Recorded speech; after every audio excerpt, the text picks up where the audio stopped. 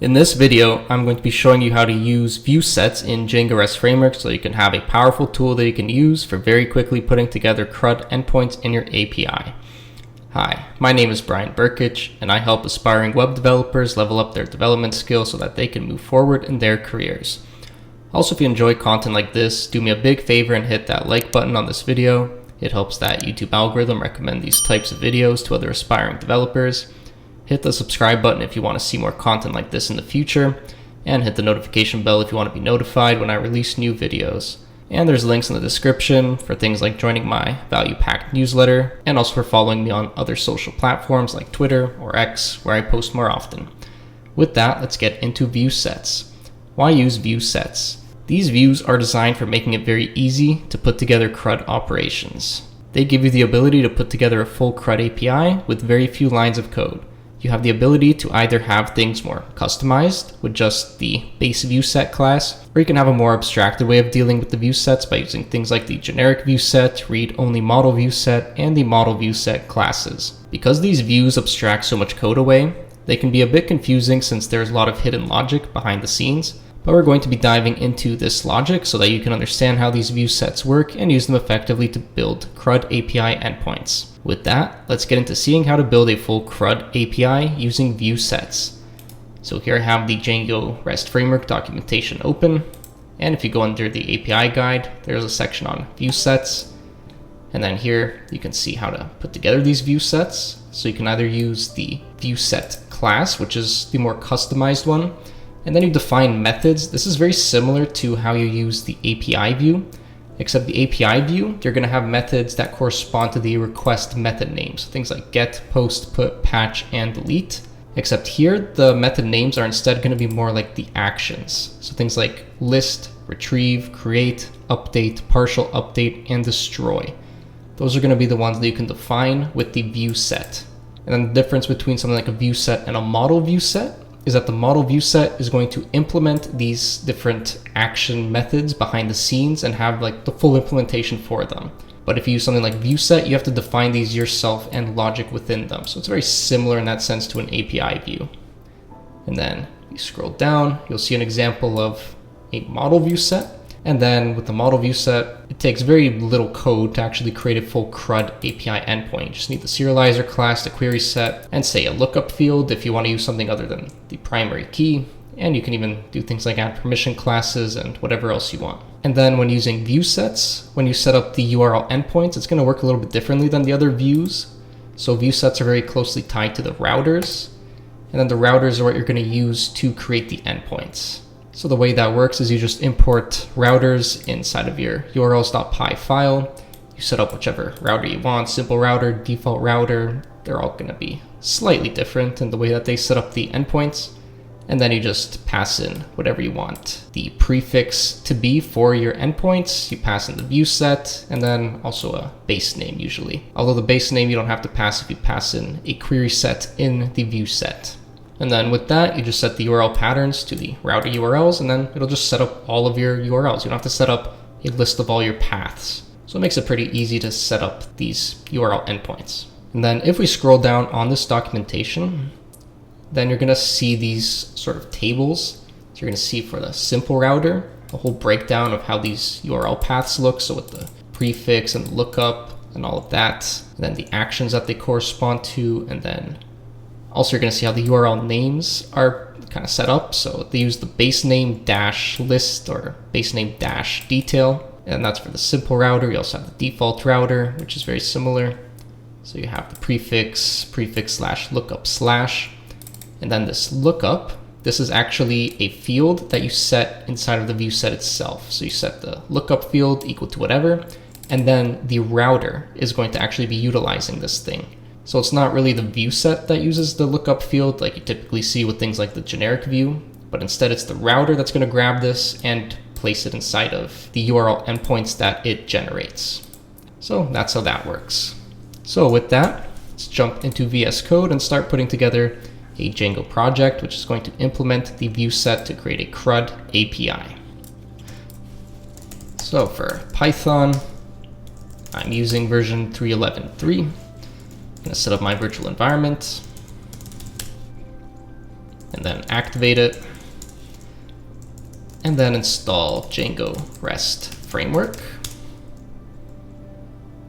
So that finished up. I'm just going to clear the terminal, do a pip freeze, and then requirements txt, just so I can get all those requirements inside of a requirements txt file. So we installed Django REST Framework and everything that Django REST Framework depends on, one of them being Django. So because we have Django, now we can do Django-admin start project, and the name of this project I'll do view_sets, and I'll create this in the current directory.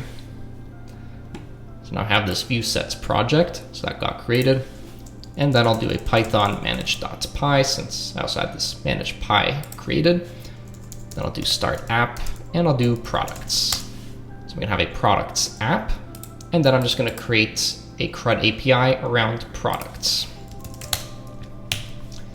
So with that, I'll go into products, I'll create a model, which I'll call product. It'll inherit models.model. It'll have a slug, which will be models.slug field. And then I'm also gonna set this to be unique because I want this to be a lookup field for the product. It'll have a name, which will be a char field. And then finally, I'm gonna have a price, which will be a models.integer field. And that's all I really need for this. So with that, I can now open up my ViewSets project settings. And in here, I need to put in the installed apps REST framework. So that way I can use REST framework in this project, and also my products app, because I created a model inside of here. So I need to include it in the installed apps. So that's all I really need there. So from there, I can make my migrations. This will create the migration files, in particular just the one for the product model, and then I can apply that to my SQLite database, and from there just run the server. So I'm just going to have that running while I create the CRUD endpoints. So inside of product, I'm going to open up views.py, and then within here I'm going to do from REST framework.viewsets. I'm going to import ViewSet. Then I can create my class of product ViewSet, which will inherit ViewSet. And then here I can create all of those different action methods. So I'm going to have things like list, which will take in self requests. I'm going to have create. And then I'm going to have retrieve, which will take self request and a slug. And then I'm going to have update, and then partial update. So update's going to handle my put request, partial update will be the patch request, and then I'll have destroy.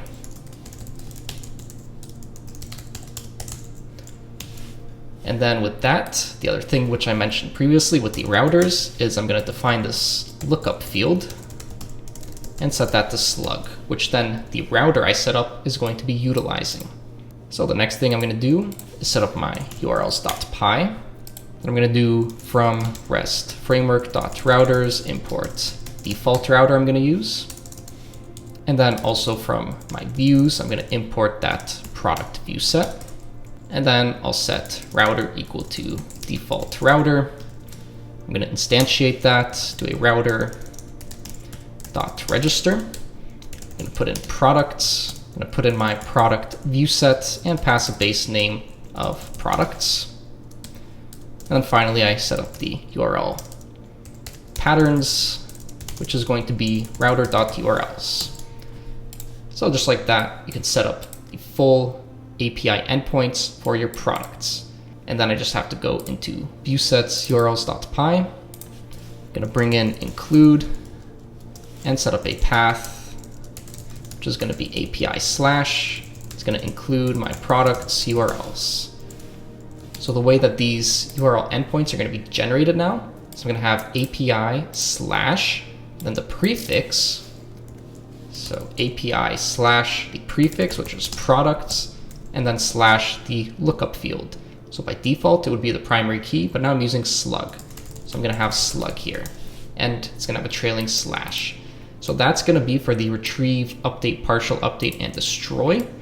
And then the list and the create are going to look like this.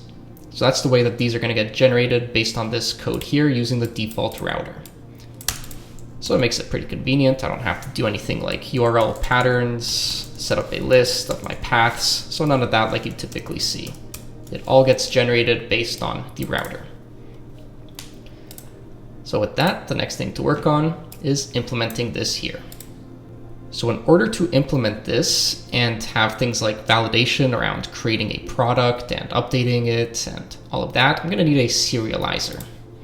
So inside of here, I'm gonna create a serializers.py file. And then from REST Framework, I'm gonna import serializers. For my models, I'll import that product model I made. And then class product serializer I'll create, which will be serializers model serializer I'm going to inherit from. I'm going to set up the class of meta, set the model to be product, and then set up the fields to be all fields. So I do that with double underscore all, double underscore wrapped in quotes. So with that, now I can import from my models, my products, and for my serializers, my product serializer. And now let's start putting these together. So first I'll do the list. I'll have a query set, which will just be my product objects all. And then I can do serializer is my product serializer, pass in my query set and many equals true because I'm gonna have a list of these. And then I can return a response. Then I have to import response, so I'll do that here. From REST Framework, response, import response. And then I'm gonna do serializer.data, and then you can also pass a status code, but by default it's gonna be a status of 200, so I'm just gonna leave it like this. So with that, we can now test this out. So I'm gonna open up Postman. And I'm going to send a request to localhost 8000 API products slash. So if I do that, I expect to receive an empty array and a 200 OK status. And that's because I have no products right now. So let's implement now the create so that I can also create products. So for the create, I'm going to be sending a post request with data. So then I can do serializer is equal to my product serializer, where data is the request data. And then from there, I can see if this is valid. So I can do serializer.is valid, raise exceptions, and this should be is valid. Then I'm gonna get autofilling, hopefully. And then raise exceptions will be true. So that's gonna make sure that the data I pass here is valid. If it's not, then this is going to raise an exception and I'm gonna get a 400 bad request and I'm gonna see whatever errors there were with the data. After that, I can do serializer.create and then I can pass in my serializer.validated data. And then finally, return a response. We're gonna have serializer.data. And then I'm going to have a status of status.http 201 created. And then I just have to import status. Oops. I'm going to scroll to the top. And right below here, I'll do from REST Framework import status. So that's going to be all set up now. And then also my serializer, because it's a model serializer, this thing has a create defined where I just have to pass the validated data. And then that's just going to do my model class default manager. So that's going to be like product.objects, then .create, passing in the validated data, and that's going to create my actual product inside of the database. So that's all implemented behind the scenes for me. So now with that, let's test out creating a product. So I'm going to send a post request to localhost 8000 API products / I'm going to pass content type application JSON. And then if I pass an empty body, I expect to see validation, although something else seems to have gone wrong. And is valid raise exceptions. And this should be raise exception without the S. Let's try that again. And this time it worked, so I got slug, name, price are all required. So let's pass those. So name and price. So if I send that, I'm gonna see can't be blank, has to be a valid integer. So I'll pass 20. I'll pass a t-shirt, and name will be t-shirt. So if I send that, now I created my t-shirt, I got a 201 created status. And then I can also now retrieve, and I'll get a list of my products with my one product of a t-shirt. So perfect. So far, so good. So next I'm gonna implement the retrieve. So retrieve, I'm gonna have query set is product objects all. And then I'm gonna retrieve my product. And to do that, I'm gonna use a helper function. So from Django shortcuts, I'm gonna import get object or 404. Then I'm gonna call that. Then I can pass in my query set and slug equals slug to this. So that way, if the product doesn't exist, this will just return a 404. And then I can do my serializer is product serializer, passing in my product. And then I can return a response with serializer.data. So that way I can get the serialized data and return that in a response, because what I get here, I can't pass back in the response. So that way serializers are both used for validation as well as getting the actual model data in a proper format that you can return as a JSON response. So with that, let's now test out retrieving. So localhost 8000 API products / and then here I'm going to use the lookup field. If I do something like pants, that doesn't exist. So if I send that, I get a 404 response, detail not found. So perfect. But if I pass t-shirt, I would expect to get my t-shirt. There it is. That exists, so I retrieve it. So next I'll do the update. So I'll pass query set is product objects all. Product is get object or 404, just like before. Then I can pass in the, sorry, not product, but query set, and slug equals slug. And then just like before, I can do the serializer is product serializer. And then in this case, I'm going to be passing the product, and I'm also going to be receiving data in this request. This is going to be a put request with whatever I want to update in the body of the request. So I'm going to pass another argument of data, which is going to be the request data. Then I can check if that was valid. And if not, I'll do raise exception true. So that'll then end up sending back a 400 bad request. And I'm going to see everything that was wrong within that body of the request.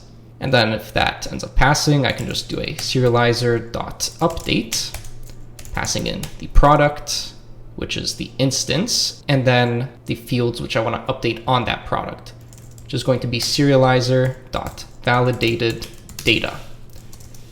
And then after that, I can just simply return a response with the serializer data. And that's going to be a 200 OK in this case. And then just like I mentioned with the model serializer create, there is also the update, which I'm using now, which takes in the instance, which is the product in our case, and the validated data, and then it updates this instance. So within here is all that logic for updating it. So I don't have to implement any of that myself. The serializer takes care of that for me. So with that, we can test out update. That's going to be a put request to localhost 8000 API products, and then the lookup field, which I have a t-shirt, so I'm going to try to update that. And then that's going to have content type application JSON. And then I can send data. And if I just send this, we can see we have that validation with the 400 BAT request. So I have to pass all of these fields in the put request.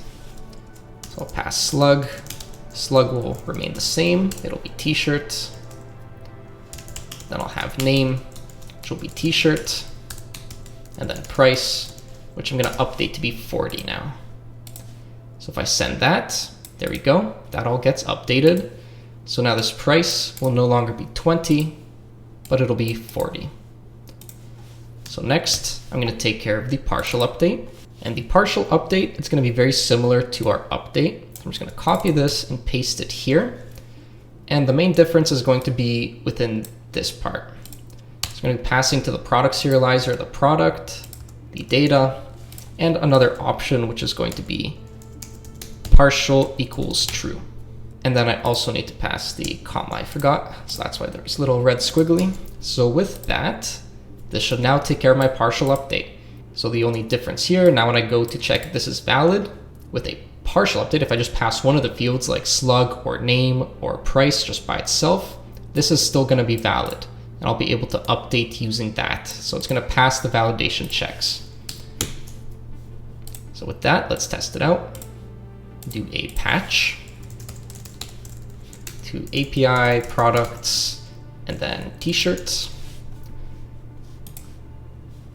And then I'll pass content type application JSON.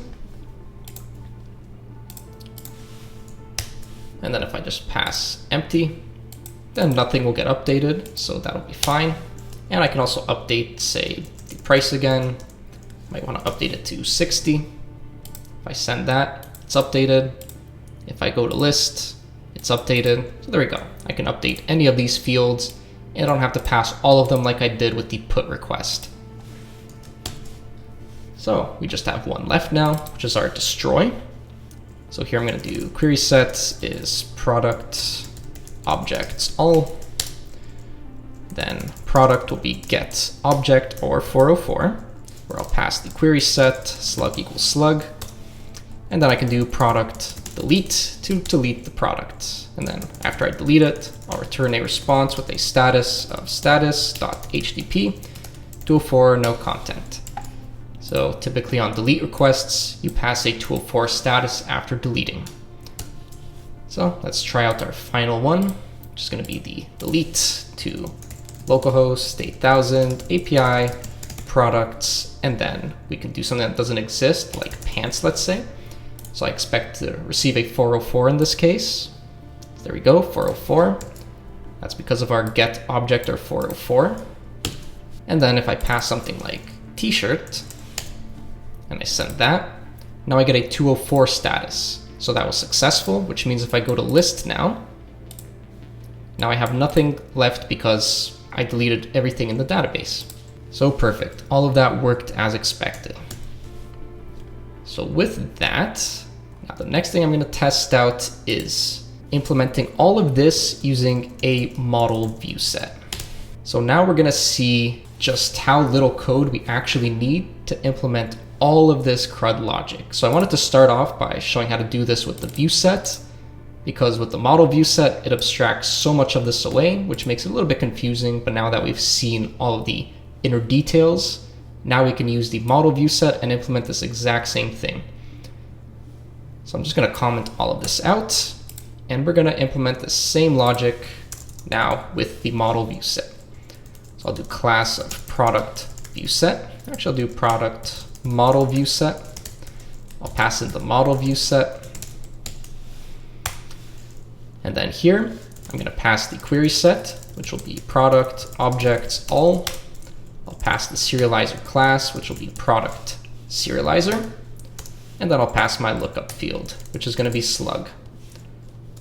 And then I can just comment this out. I can put these on separate lines.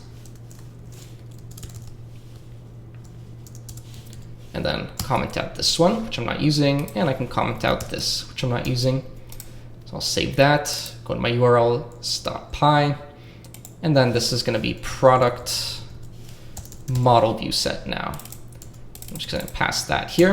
I'm going to save, make sure everything's good with the server now.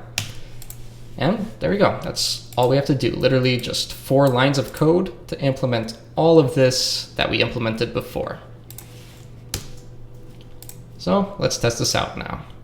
I should be able to retrieve still. I should be able to create a product. There we go. I created. I can now list again. That works. I can retrieve based on slug. Yep, just like before. I can update. So in this case, I'll update the price to say 20. So now it's 20. If I list, it's 20.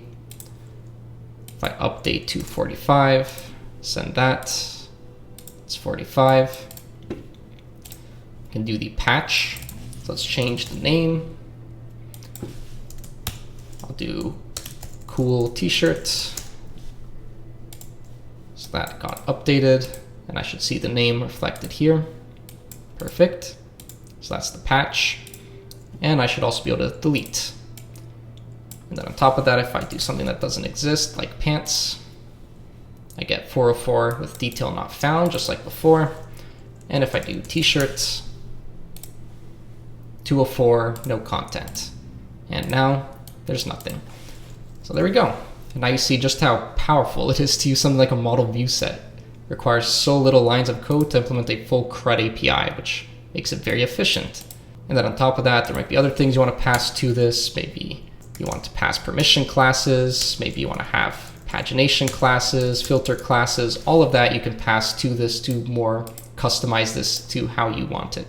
And then on top of that, you also have things like the generic view set, which the generic view set I don't really find myself using. Pretty much this class does not provide any actions by default, so you'd have to define them just like you do with the view set. And then it just includes like a base set of generic view behavior like get object and get query set. But honestly, I've never found it to be too useful.